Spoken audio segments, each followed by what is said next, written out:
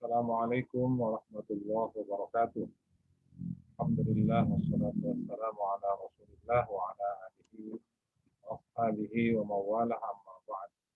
Syukur kepada Allah Subhanahu wa taala, salat dan salam kepada Nabi Allah Muhammad sallallahu alaihi wasallam. Baik saudara-saudari sekalian, kita bertemu kembali di pertemuan yang ke-9 di mata kuliah yang sama Praktikum Al-Quran dan Hadis. Kita melanjutkan materi kita terdahulu.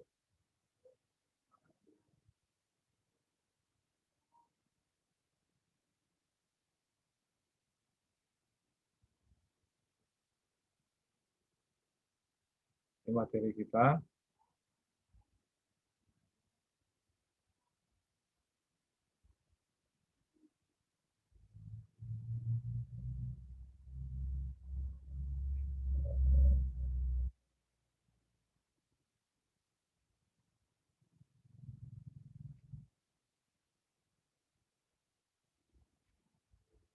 Fadilah ya, yang kelima ya, Fadilah Surah An-Nisa.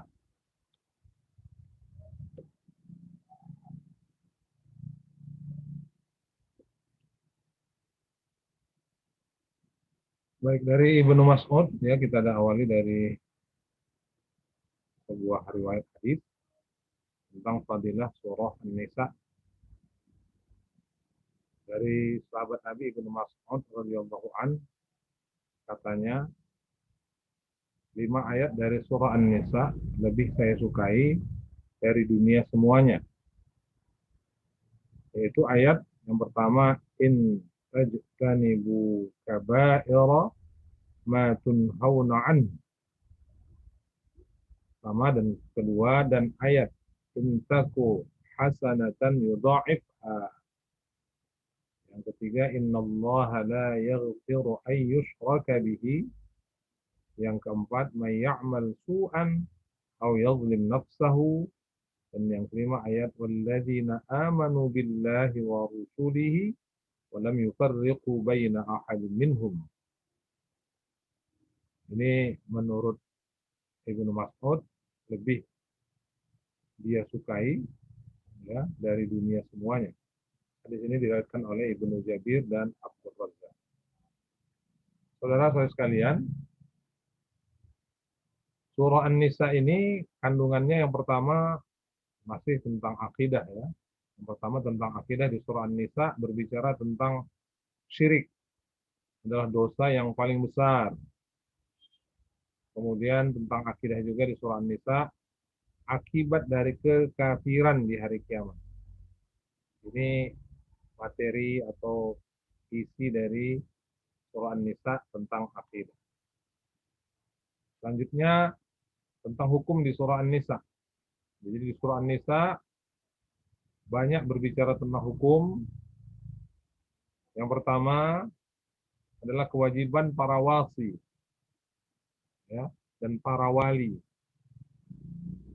Kemudian hukum tentang poligami, hukum tentang mas kawin, hukum tentang memakan harta anak yatim dan orang-orang yang tidak dapat mengurus hartanya, hukum tentang pokok-pokok hukum warisan, hukum tentang perbuatan-perbuatan keji dan hukumannya, hukum tentang wanita-wanita yang haram dinikahi,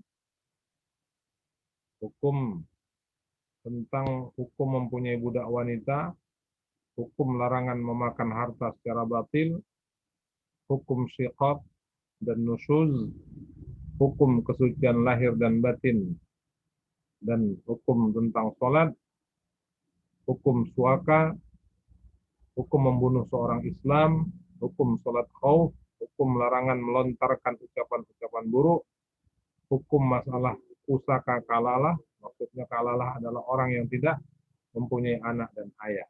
Inilah di surah An-Nisa yang berbicara tentang hukum. Selanjutnya di surah An-Nisa berbicara tentang kisah. Di surah An-Nisa kita akan jumpai kisah tentang Nabi Musa alaihissalam dan pengikut-pengikutnya. Jadi di surah An-Nisa berbicara tentang Nabi Musa alaihissalam. Kemudian berbicara juga tentang pengikut-pengikut Nabi Musa alaihissalam. Hal-hal lain yang ada di surah An-Nisa adalah tentang asal manusia adalah satu. Hal lain juga keharusan menjauhi adat-adat zaman jahiliyah dalam perlakuan terhadap wanita. Surah An-Nisa berbicara juga tentang norma-norma bergaul dengan istri. Surah An-Nisa berbicara juga hak seseorang sesuai dengan kewajibannya, dasar-dasar pemerintahan. Di surah An-Nisa berbicara cara mengadili perkara, keharusan siap siaga terhadap musuh, sikap-sikap orang munafik menghadapi peperangan. Di surah An-Nisa berbicara tentang berperang di jalan Allah adalah kewajiban tiap-tiap mukallaf. Mukallaf artinya orang yang dibebani hukum. Di surah An-Nisa berbicara juga tentang norma dan adab peperangan, kemudian cara menghadapi orang-orang munafik. Di surah An-Nisa berbicara juga tentang derajat orang yang berjihad. Baik saudara-saudara sekalian. Kemudian kita masuk ke surah Al-Maidah dan surah An-Nur. Fadilah surah Al-Maidah dan surah An-Nur berdasarkan hadis dari Mujahid, ujarnya bersabda Rasulullah sallallahu alaihi wasallam. Bismillahirrahmanirrahim. 'Allimu rijalakum surat Al-Maidah wa 'allimu nisaakum surat An-Nur. Artinya ajarkanlah kepada orang laki-laki surah Al-Maidah dan ajarkan kepada perempuan surah An-Nur. Hadis riwayat Sa'id bin Mansur, Ibnu Al-Munzir dan Baihaqi. Ini dasar tentang fadilah surah Al-Maidah dan An-Nur. Rasulullah menceritakan itu dalam sebuah hadis. Ya, keutamaan mengajarkan surah Al-Maidah dan An-Nur. Kemudian kandungan isi surah Al-Maidah akan dijelaskan kemudian. Jadi bukan hari ini, bukan pada pertemuan ini surah Al-Maidah, tapi pada pertemuan yang akan datang. Adapun yang kita bahas dalam kesempatan ini adalah surah An-Nur. Apa kandungan isi surah An-Nur? Kandungan isi surah An-Nur yang pertama tentang akidah, ya, keyakinan, kesaksian keyakinan, keimanan, tauhid, ya, berbicara tentang kesaksian lidah. Lidah kita akan bersaksi, anggota-anggota tubuh kita akan bersaksi atas segala perbuatan kita manusia di dunia ini pada hari kiamat. Di surah An-Nur. Kemudian tentang akidah juga, hanya Allah yang menguasai langit dan bumi. Di surah An-Nur juga berbicara tentang kewajiban Rasul hanya menyampaikan agama Allah. Di surah An-Nur juga berbicara tentang iman merupakan dasar diterimanya amal oleh Allah Subhanahu wa taala. Kemudian di surah An-Nur berbicara tentang hukum-hukum sekitar masalah zina. Di surah An-Nur berbicara tentang li'an. Maksud li'an ini sumpah suami yang menuduh istrinya berbuat zina. Di surah An-Nur juga berbicara tentang hukum adab-adab pergaulan di luar dan di dalam rumah. Kemudian di surah An-Nur berbicara tentang kisah. Surah An-Nur kita bisa membaca kisah tentang berita bohong terhadap Ummul Mukminin Aisyah radhiyallahu anha yang dikenal dengan haditsul ifki. Di surah An-Nur juga berbicara tentang hal-hal lain, yakni semua jenis hewan di surah An-Nur itu digambarkan diciptakan oleh Allah dari air. Kemudian surah An-Nur juga berbicara tentang janji Allah kepada kaum muslimin yang beramal saleh. Saudara-saudara sekalian, kemudian yang masuk kita ke poin yang ketujuh, fadilah as-sab'ut tiwal. Jadi ada di dalam Al-Quran itu yang dikenal dengan as-sab'ut tiwal. Di dalam Al-Quran dan terjemahnya terbitan Departemen Agama RI dijelaskan bahwa yang dimaksud dengan as-sab'ut tiwal ialah 7 surah yang panjang dalam Al-Quran. Surah apa saja yang 7 itu di dalam Al-Quran yang disebut panjang? Yang pertama Al-Baqarah, yang kedua Ali Imran, yang ketiga An-Nisa, yang keempat Al-A'raf, yang kelima Al-An'am, yang ketujuh Al-Maidah, dan yang ketujuh adalah Yunus. Saya ulangi ya, 1 Al-Baqarah, 2 Ali Imran, 3 An-Nisa, 4 Al-A'raf, 5 Al-An'am, 6 Al-Maidah, dan yang ketujuh Yunus. Inilah 7 surah yang panjang dalam Al-Quran. Nah, apa yang dimaksud dengan 7? Ya. Mengenai fadilah dijelaskan dalam hadis dari Wasilah bin Asqa radhiyallahu an, ujarnya telah bersabda Rasulullah, ya, yang artinya diberikan kepadaku di tempat mengimbangi Taurat as-sab'ut tiwal al-mi'in. Maksudnya apa as-sab'ut tiwal dan al-mi'in itu? Semua surah yang sampai ayatnya 100 ayat. Jadi yang 7 surah tadi mencapai 100 ayat, bahkan lebih. Nah, inilah yang maksud dengan as-sab'ut tiwal. Ada 7 surah dalam Al-Quran yang ayatnya sampai 100 dan lebih. Itulah yang dimaksud dengan as-sab'ut tiwal. 7 surah yang panjang. Jadi as-sab'ut tiwal tersebut di atas dapat mengimbangi apa yang terdapat di dalam kitab Taurat. Jadi kitab Taurat itu diimbangi dengan satu surah saja. Ya, as-sab'ut tiwal itu dengan 7 surah itu mengimbangi isi dari kitab Taurat. Maksudnya ya, kitab Allah yang diturunkan kepada Nabi Musa alaihissalam itu diimbangi bisa dengan 7 surah tadi. Mengenai surah Al-Baqarah sudah dibahas, Ali Imran sudah, An-Nisa sudah, itu sudah ada penjelasan terdahulu.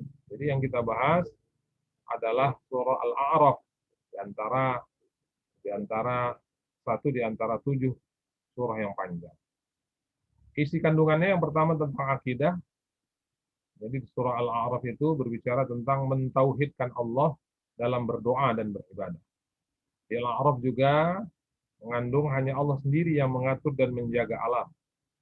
Surah Al-A'raf menciptakan undang-undang dan hukum untuk mengatur kehidupan manusia.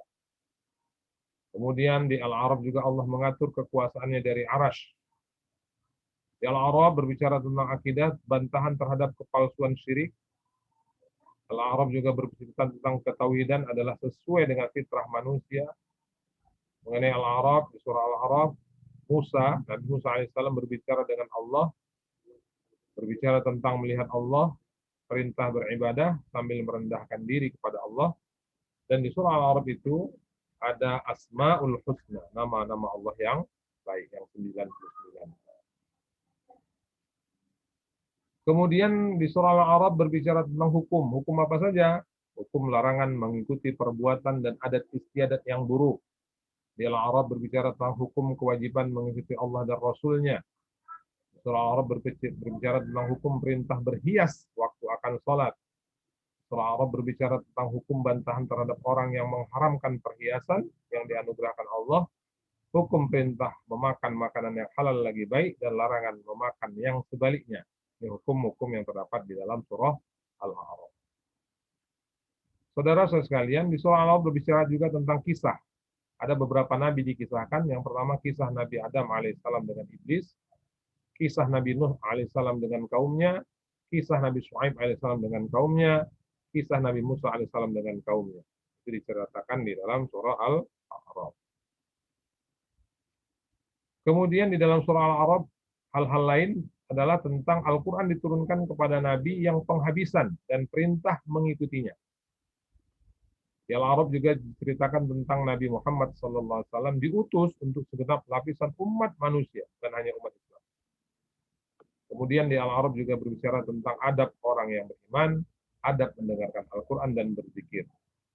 Di Al-A'raf juga Rasul bertanggung jawab menyampaikan seruan Allah, balasan terhadap orang-orang yang mengikuti atau yang mengingkari Rasul. Dakwah Rasul-Rasul yang pertama dan utama ialah mentauhidkan Allah.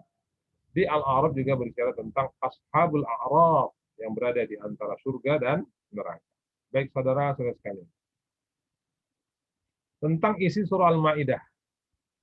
Ya, tentang isi surah Al-Maidah dapat dijelaskan. Yang pertama adalah akidah. Surah Al-Maidah terdapat bantahan terhadap orang-orang yang mempertuhankan Nabi Isa alaihissalam. Di surah Al-Maidah berbicara tentang hukum keharusan memenuhi perjanjian. Hukum melanggar syiar Allah. Di Al-Maidah berbicara tentang hukum makanan yang dihalalkan dan yang diharamkan. Di Al-Maidah berbicara tentang hukum menikahi wanita ahli kitab. Hukum tentang wudhu. Di Al-Maidah berbicara tentang tayamum, mandi, hukum membunuh orang, hukum mengacau dan mengganggu keamanan. Hukum kisas, hukum melanggar sumpahnya dan kafaratnya.